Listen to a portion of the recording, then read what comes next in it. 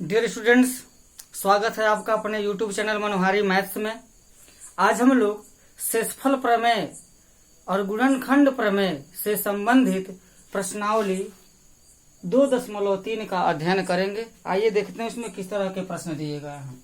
सबसे पहला प्रश्न है x³ + 3x² + 3x + 1 को निम्न से भाग देने पर शेष बताएं। निम्न से मतलब पहला, दूसरा, तीसरा, चौथा और पांचवा, 5 प्रश्न दिए गए हैं। तो सबसे पहले यहाँ पर देख लेते हैं पहला प्रश्न। तो यहाँ पर लिखेंगे सॉल्यूशन, लिख देते हैं।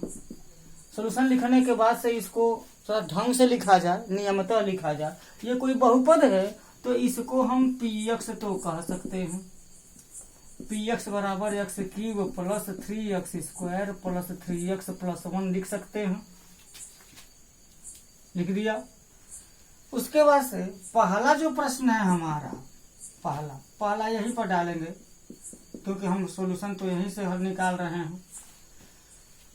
x + 1 से भाग देने पर, x + 1 से भाग देने पर शेष क्या होगा। नियम से देखा जाए px कोई बहुपद है, उसमें x + a से अगर भाग दिया जाए तो शेष क्या बचता है, p(-a) बचता है। कोई बहुपद px हो, उसमें x + a से भाग देंगे तो शेषफल p(-a), मतलब a का विपरीत चिन्ह यहाँ पर रख दिया जाएगा जहां जहां x है। तो यहाँ पर हम x + 1 से भाग दे रहे हैं तो शेषफल क्या मिलेगा। जैसे x + 1, x + a है तो p(-a), x + 1 है तो p(-1), यही होगा, निकाला जाएगा। अब जहां जहां x है वहां वहां -1 भर देंगे तो क्या हो जाएगा, -1 का क्यूब, 3 × -1 का स्क्वायर, 3 × -1 + 1। यहाँ पर -1 का क्यूब हो जाएगा -1, यहाँ पर 3 हो जाएगा, यहाँ -3 हो गया, +1 हो गया। यह देखा जाए तो +1 और -1 कैंसिल हो जाएगा, +3 -3 कैंसिल हो जाएगा, 0 हो जाएगा। p(-1) बराबर क्या हो जाएगा, 0 हो जाएगा। इसी तरीके से दूसरा प्रश्न भी हल हो जाएगा, दूसरे प्रश्न को हल नहीं करेंगे। तीसरा प्रश्न देख लेते हैं। क्योंकि जहां जहां x है वहां वहां +½ भर दिया जाएगा और हल कर देंगे, आंसर आ जाएगा। दूसरा प्रश्न है भाग देना है x से। x का मतलब x + 0, तो यहां लिख देंगे px बराबर x³ + 3x² + 3x + 1। अगर x से भाग देंगे मतलब x + 0 से भाग देंगे, और 0 का विपरीत होता ही नहीं है। 0 न तो प्लस में होता है न तो माइनस में होता है, तो विपरीत हमको खोजने की जरूरत नहीं है, 0 ही भर देंगे। यहाँ पर हो जाएगा p0 बराबर, ये 0 का क्यूब हो गया +3 × 0 का स्क्वायर हो जाएगा +3 × 0 + 1, सब 0 0 हो जाएगा। अर्थात जो शेषफल है वो हमारा क्या बच जाएगा, 1 बच जाएगा, 1 हो जाएगा। तीसरा देखें, यहाँ जगह कम पड़ेगा। चौथा भी ठीक उसी तरीके से है, चौथा भी हल हो जाएगा। जहां जहां x है वहां वहां -π भर देंगे, आंसर आ जाएगा। पांचवा के लिए क्या करेंगे, px बराबर x³ + 3x² 3x + 1 है, और उसमें 5 + 2x से भाग देंगे।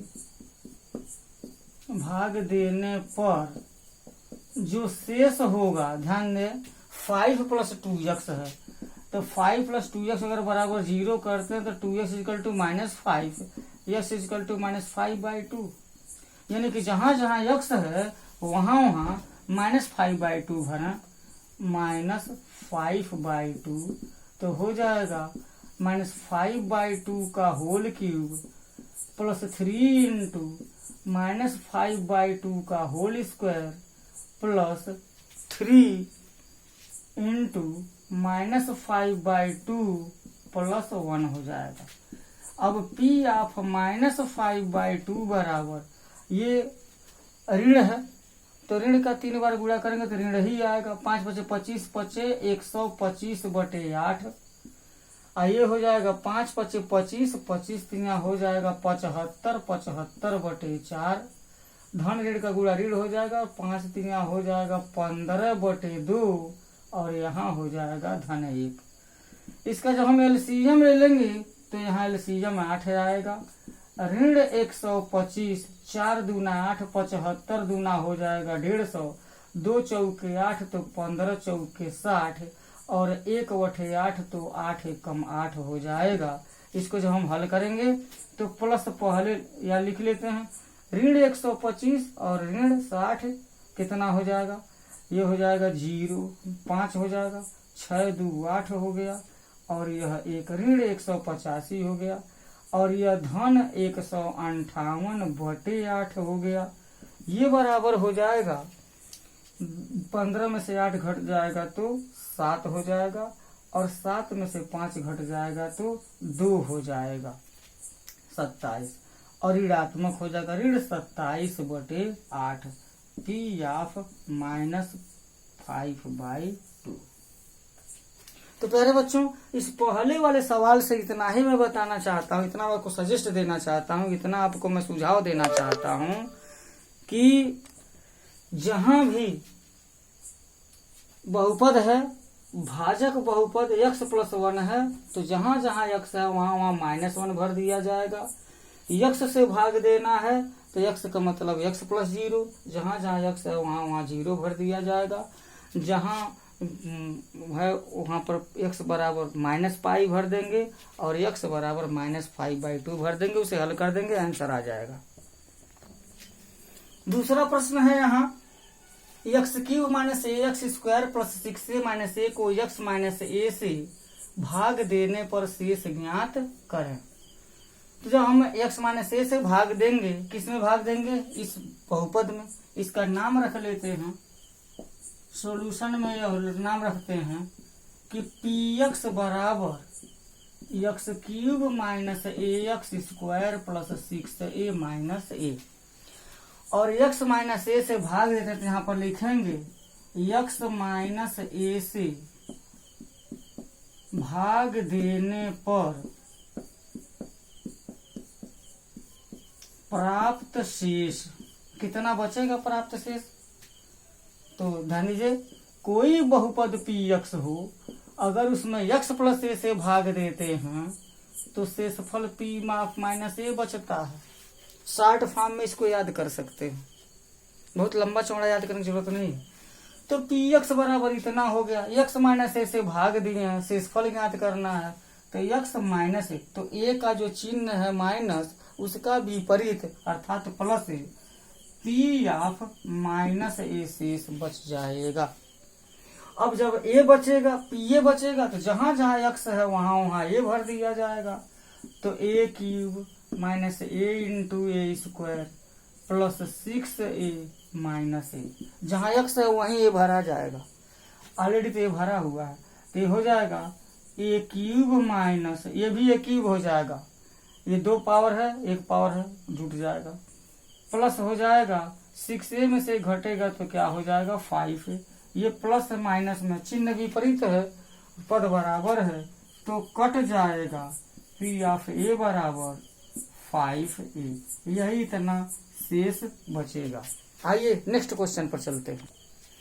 एक बहुत ही इम्पोर्टेंट प्रश्न, प्रश्न नंबर 3, जांच कीजिए कि क्या 7 + 3x 3x² + 7x का एक गुणनखंड है या नहीं है।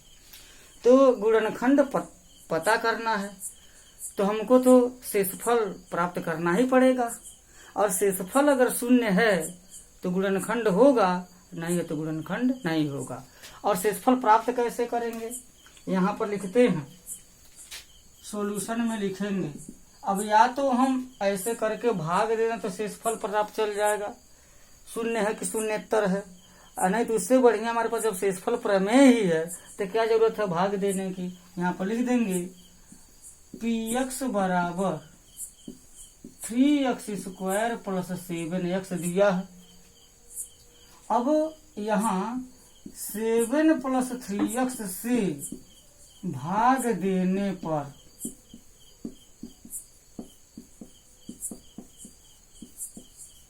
प्राप्त शेष ये क्या होगा। अब देखिए 7 प्लस 3x बराबर 0 समझा तो x इजकल टू -7/3 हो जाएगा कि नहीं। तो भाग देंगे तो शेषफल क्या बचेगा, p ऑफ -7/3 3 इंटू -7/3 का होल स्क्वायर प्लस -7/3। जहां जहां x है वहां वहां -7/3 भर देंगे। अब क्या हो जाएगा 3 मल्टीप्लाई बाई ये क्या हो जाएगा 49/9 और प्लस माइनस का मल्टीप्लीकेशन माइनस होगा 7 7 जा 49/3 ये 3 3 जा 9। अब ये 49/3 49/3 है, हमको लगता है कि 0 हो जाएगा। देख लेते हैं लिख करके एक बार और 49/3 तो यही हो गया 49/3 यह है। पद बराबर है चिन्ह विपरीत है, आंसर 0 आएगा। अर्थात p ऑफ -7/3 बराबर क्या आ गया 0 आ गया। अब एक निर्णय लिया जाएगा। पूछा गया है कि क्या 7 प्लस 3x बहुपद 3x स्क्वायर प्लस 7x का एक गुणनखंड है या नहीं है। तो शेषफल 0 आ गया है ना। याद कीजिए 9 में 3 का भाग देंगे तो 3 3 9 शेषफल 0 होगा। जब शेषफल 0 आया तो 3 जो है 9 का क्या है एक गुणनखंड है। वहीं पर अगर 9 में हम 2 का भाग देते हैं तो 2 चौके 8 शेष 1 बच जाएगा। और शेष जब 1 बचा तो 2 9 का एक गुणनखंड नहीं है। बस अगर ये छोटा सा अंक गणित का प्रश्न अगर समझ में आता है तो बिल्कुल क्लियर है। यहाँ मैं लिख देता हूँ फाइनल आंसर लिख देता हूँ। क्योंकि 3x स्क्वायर प्लस 7x में 7 प्लस 3x से भाग देने पर शेषफल 0 आ गया, इसलिए 7 plus 3x square plus 7x का एक गुणनखंड अवश्य होगा।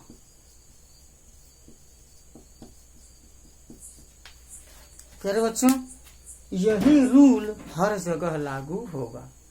एक भाज्य दिया होगा, भाज्य बहुपद और एक भाजक बहुपद। कहा जाएगा कि ज्ञात कीजिए कि इस भाजक बहुपद से इस भाज्य बहुपद में भाग देने पर शेषफल 0 बचता है कि नहीं बचता है। डिटेल यही है। लेकिन शॉर्ट फॉर्म में पूछा जाएगा कि दिया हुआ बहुपद दिए हुए बहुपद का एक गुणनखंड है या नहीं है। बात को घुमा फिरा करके कहा जा सकता है अंतोगतवा, या तो आप भाग दे करके देखिए शेषफल प्राप्त करिए, या शेषफल प्रमेय से शेषफल ज्ञात कीजिए, उसके बाद से निर्णय लेंगे। अगर शेषफल कोई 0 आती है, शेषफल 0 आ गया तो लिखा गया चूंकि 3x स्क्वायर प्लस 7x में 7 प्लस 3x से भाग देने पर शेषफल 0 आ गया, इसलिए 7 plus 3x square plus 7x का एक गुणनखंड अवश्य होगा। और यहीं अगर यहाँ पर कोई शून्यतर संख्या आई रहती तो कह देते कि ये गुणनखंड नहीं होगा। तो प्यारे बच्चों गुणनखंड प्रमेय और शेषफल प्रमेय के नियमों के साथ साथ NCERT एक्सरसाइज 2.3 के में जो 3 प्रश्न दिए गए हैं ये तीनों प्रश्न हल हुए। नेक्स्ट वीडियो में हम लोग बहुपदों का गुणनखंडन करना सीखेंगे। इस वीडियो को देखिए, तब तक के लिए धन्यवाद।